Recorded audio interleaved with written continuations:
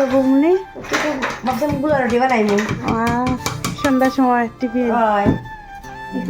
তোমার তো সাদা, আমার তো না আমার কিতা যেন খোয়ার কি তুমি? আমার তো কোনো মতে ওই আরে আচ্ছা শুনো, কিতা কিতা দিবা গুলা রুটি করতে? চিনি দিন বসলো মধ্যে তুমি দেখে আর ময়দা আটা দিয়া ওরা সুজি না ইনি করে সুজি আসলে সুজি গল্প সুজি দিলে টেস্টি হইব।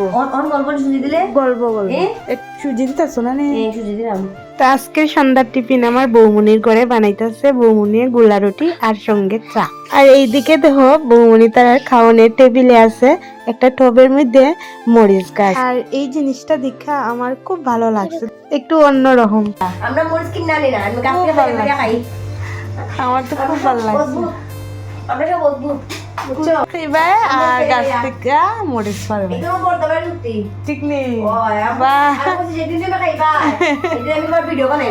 আর এইদিকে দেখো বৌমনির চা বসাইছে, এইদিকে গুলা রুটিও বসাই দিছে, হইয়া যাইতেছে গিয়া। তার বৌমনির কমপ্লিট গোলা রুটি বানানো হন, শুধু চা দিব, তারপরে কমপ্লিট টিফিন আমরা সন্ধ্যার টিফিন সবের লেগে রেডি হতেছে। কিন্তু স্বাদ হতো না, সারিব সারিব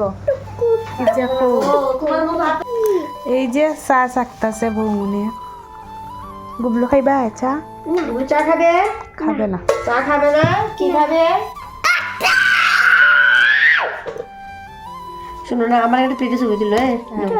কেমন হয়েছে গো বৌমনি? তুমি খাই এখন আমার স্বাদ হইব স্বাদ হইব।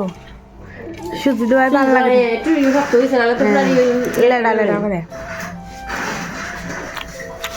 এখন গল্প না গল্প না, আমি তো ভাবতেছি খালি এরকম হচ্ছে। স্বাদ তো হইতো না আমি জানি, সত্যি তোমার থেকে নতুন একটা জিনিস শিখলাম যে সুজি দিয়েও বানান যায়। না থাকলে